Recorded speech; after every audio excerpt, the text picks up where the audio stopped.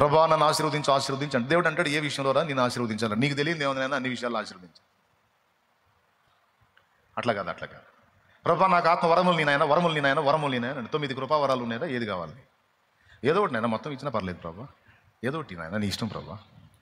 నువ్వు ఏది నీ భౌతికంగా అడిగినా ఆత్మీయంగా అడిగినా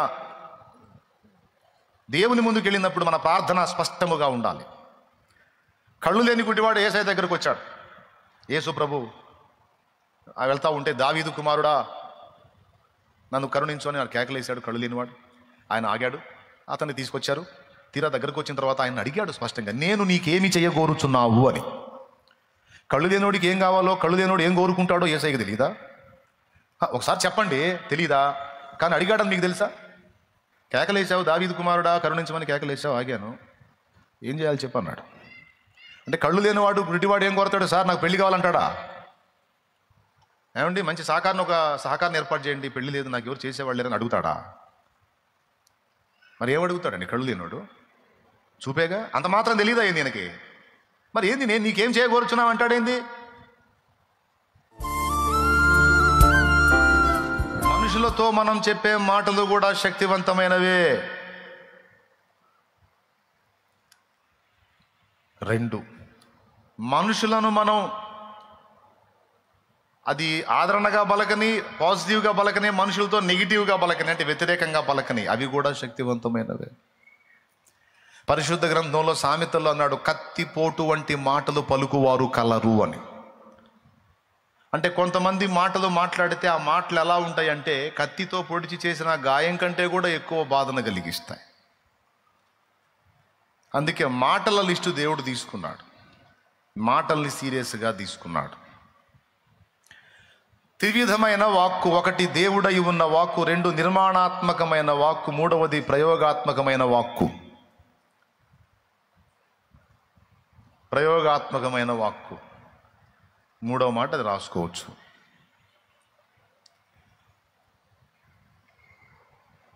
మొదటిది ఏంటి? దేవుడై ఉన్న వాక్కు. 2వది నిర్మాణాత్మకమైన వాక్కు. 3వది ప్రయోగాత్మకమైన వాక్కు. అది దేవుని ముందు ప్రయోగించు, సాతాను ముందు ప్రయోగించు, మనుషుల ముందు ప్రయోగించు, నీ మీద నువ్వు ప్రయోగించుకో.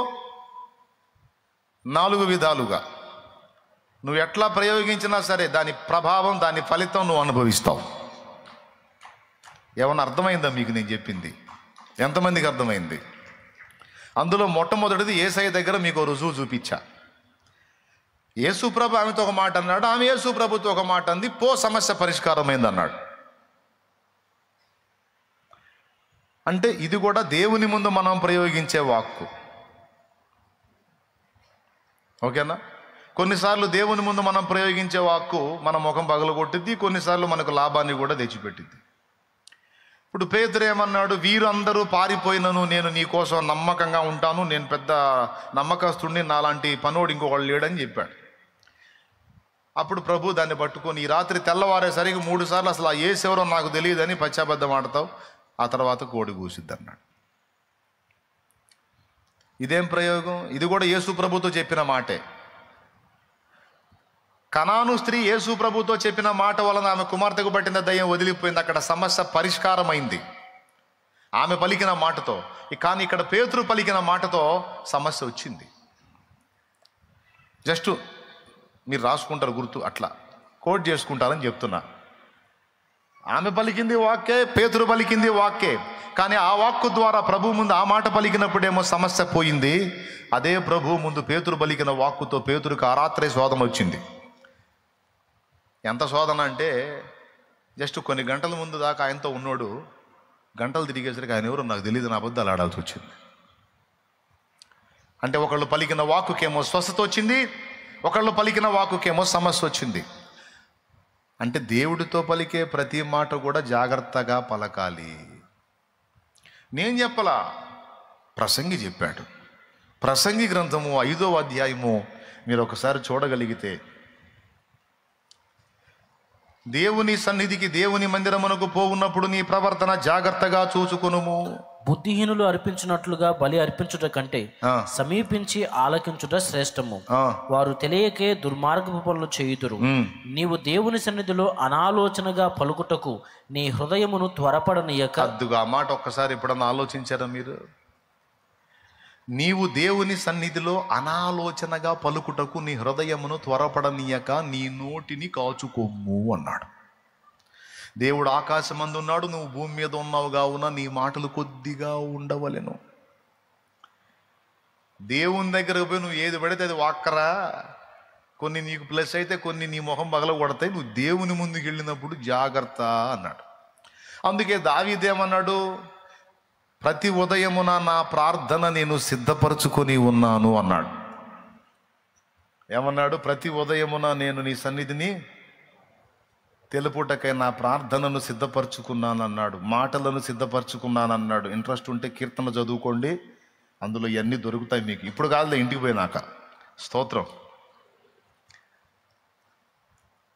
అంటే దావీదుకు తెలుసు అన్నమాట, ఏది పడితే అది మాట్లాడకూడదు ఆయన సన్నిధిలో అని. దేవుని సన్నిధిలో అనాలోచనగా పలకకూడదు. అనాలోచన అంటే ఆలోచన లేకుండా. దేవుని మందిరంలో తప్పుగా ప్రవర్తించకూడదు, దేవుని మందిరములో అనాలోచనగా పలకను కూడదు. తప్పు ప్రవర్తన ఉండకూడదు, తప్పు వాక్కు కూడా ఉండకూడదు. దేవుని ముందు ప్రయోగించేటువంటి వాక్కు, ప్రయోగాత్మకమైన వాక్కు జాగ్రత్తగా నిర్మించుకొని మాట్లాడాలి. ఈరోజు నేను ప్రభు దగ్గరికి వెళ్తాను, ఈ విషయాలు ఇలా పంచుకుంటాను నా దేవునితో అని నువ్వు ఏమేం చెప్పాలనుకున్నావో స్పష్టంగా ఆయన దగ్గరికి వెళ్ళి ఆలోచనాత్మకంగా మాట్లాడాలి. కొంతమందికి ఏముండవు, అలవాటుగా ఆశుగా కొన్ని మాటలు పలికేస్తూ ఉంటారు, అవి ఎఫెక్ట్ అవుతాయి. కొంతమంది అదొక ఆచారం లాగా ధ్యానంగా అలవాటుగా. ఇప్పుడు ఉదాహరణకి పరలోక ప్రార్థన చేయండి, అందరు నోరు తెరిచి చేయండి, ఏంది సిగ్గుగా చూస్తారు నాకు వెళ్ళి. పరలోక ప్రభువు నేర్పిన ప్రార్థన, రైట్. పరలోకమందున్న పెద్దగా చేయండి, చకచకా చేయాలి, స్పీడ్గా చేయాలి. ఒక్క నిమిషం ఆగండి, నేను 1, 2, 3 అంటాను, మీరు స్పీడ్గా చేసేయాలి పెద్దగా. 1, 2, 3.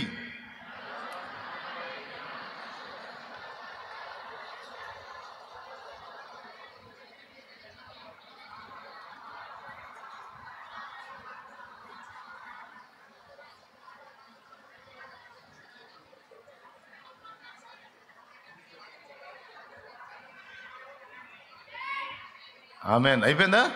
అరే రే సపా చేశారు. అందులో మీ మొహం పగిలే మాట ఒకటి చూసుకోండి.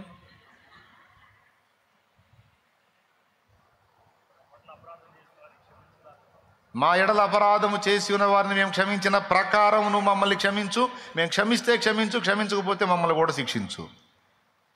మొహం పగులు కొట్టుకునే మాట కదా.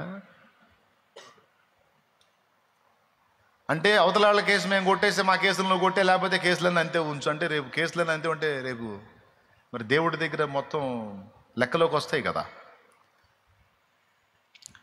మనుషుల అపరాధములను మీరు క్షమించిన మీ పరలోకపు తండ్రి మీ అపరాధములు క్షమించిన, మళ్ళీ కింద మెన్షన్ చేశాడు. మనుషుల కేసులు మీరు కొట్టేస్తేనే మీ కేసులు దేవుడు కొట్టేస్తాడు, లేకపోతే కుదరదని చెప్పేశాడు. మనుషుల అపరాధములు మీరు క్షమించిన మీ పరలోకపు తండ్రి మీ అపరాధములు క్షమించును, లేకపోతే మీరు క్షమించకపోతే క్షమింపబడరు. ఇప్పుడు మనకు ప్రార్థన తెలుసు కదా, ప్రభు నేర్పిన ప్రార్థన అని. పరలోకమందున్న మా తండ్రి నీ నామం పరిశుద్ధపరచబడును కానీ, నీ రాజ్యం మాకు వచ్చును కానీ, నీ చిత్తం పరలోకమందు నెరవేర్చినట్టు భూమి మీద మంత్రాలు చదివేస్తూ ఉన్నారు మొత్తం. అందులో నీకు రేపు పెద్ద సమస్య తెచ్చిపెట్టే మాట ఒకటి ఉంది. అందుకనే దేవుడు నువ్వు అనాలోచనగా పలుకుతావా, ఆలోచనాత్మకంగా పలుకుతావో గ్రహింపులో పెట్టుకోవడానికి, ఆయన నిన్ను అబ్జర్వ్ చేయడానికి ఆ ప్రార్థనలో అది మెన్షన్ చేశాడు. అందుకే ప్రభు సన్నిధిలో అనాలోచనగా పలకరాదు. దేవునికి స్తోత్రం చెప్పండి గట్టిగా. దేవుని మందిరములో ప్రవర్తన జాగ్రత్తగా ఉండాలి. ఎందుకంటే దేవుని సన్నిధి మన మధ్య ఉన్నది, పరిశుద్ధాత్మ మన మీద ఉన్నాడు. రెండవది, మనం పలికే మాటలు కూడా తండ్రి వింటున్నాడు, పరిశుద్ధాత్ముడు వింటున్నాడు, యేసయ్య వింటున్నాడు, దూతలు వింటున్నారు. ఈ మాటలు సైతాను కూడా వింటున్నాడు. ఒక మాటతో స్వస్థత వచ్చింది. ఒక మాటను ఉపయోగించి ఒక తల్లి స్వస్థత తెచ్చుకుని తన బిడ్డకి, అదే మాటను ఉపయోగించి ఒక వ్యక్తి ఏమో సమస్య తెచ్చుకున్నాడు. కాబట్టి ప్రయోగాత్మకమైన వాక్కు నంబర్ 1, దేవుడి దగ్గరికి వెళ్ళి మనం ప్రయోగించేటప్పుడు మన వాక్కు చాలా బ్యాలెన్స్గా ఉండాలి, స్పష్టంగా ఉండాలి. ప్రభా నన్ను ఆశీర్వదించు అంటే దేవుడు అంటాడు, ఏ విషయంలో రా నేను ఆశీర్వదించాలని? నీకు తెలియదు ఏముందైనా అన్ని విషయాల్లో ఆశీర్వదించాలి. అట్లా కాదు. ప్రభా నాకు ఆత్మ వరములు నేనాయన 9 కృపావరాలు ఉన్నాయా, ఏది కావాలి? ఏదో ఒకటి నాయన, మొత్తం ఇచ్చినా పర్లేదు ప్రభా, ఏదో ఒకటి నాయన, నీ ఇష్టం ప్రభా. నువ్వు ఏది నీ భౌతికంగా అడిగినా, ఆత్మీయంగా అడిగినా, దేవుని ముందుకు వెళ్ళినప్పుడు మన ప్రార్థన స్పష్టముగా ఉండాలి. కళ్ళు లేని గుడ్డివాడు యేసయ్య దగ్గరకు వచ్చాడు. యేసు ప్రభు వెళ్తా ఉంటే, దావీదు కుమారుడా నన్ను కరుణించు అని కేకలేశాడు కళ్ళు లేనివాడు. ఆయన ఆగాడు, అతన్ని తీసుకొచ్చారు. తీరా దగ్గరకు వచ్చిన తర్వాత ఆయన అడిగాడు స్పష్టంగా, నేను నీకేమి చేయగోరుచున్నావు అని. కళ్ళు లేనోడికి ఏం కావాలో, కళ్ళు లేనోడు ఏం కోరుకుంటాడో యేసయ్యకి తెలియదా? ఒకసారి చెప్పండి, తెలియదా? కానీ అడిగాడని మీకు తెలుసా? లూకా సువార్తలో ఉంది.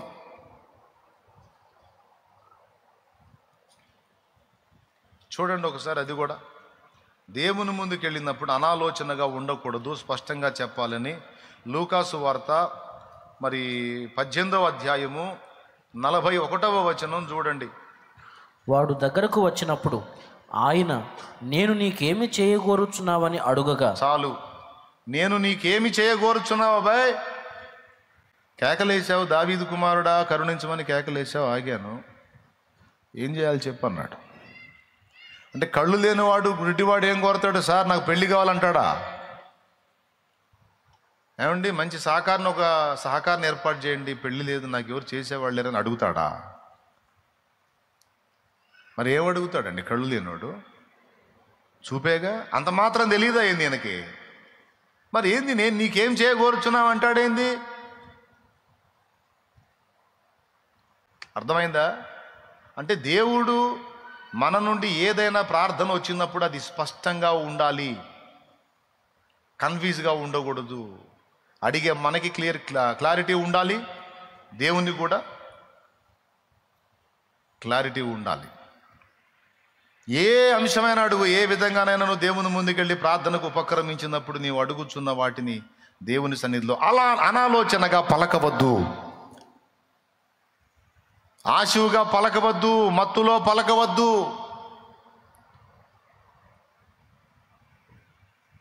అయిపోయింది ఒకటి. ఫస్ట్ పాఠం, దేవుని ముందు మనం పలుకుతున్న మాటలు ఎలాంటివో చూసుకోవాలి. దేవునికి మనం చేసే ప్రార్థనలో స్పష్టత ఉండాలి. అవసరమైతే ఇదిగో ముందే దేవుడు తన దాసుని ద్వారా రాయించాడు గ్రంథములో, నేను మాటలను సిద్ధపరచుకొని ఉన్నాను, నీ వద్దకు వస్తాను ప్రభువా అని. ముందే దేవుని అడగవలసిన విషయాలు, మాటలు సిద్ధపరచుకొని దేవుని ముందుకు వెళ్ళాలి.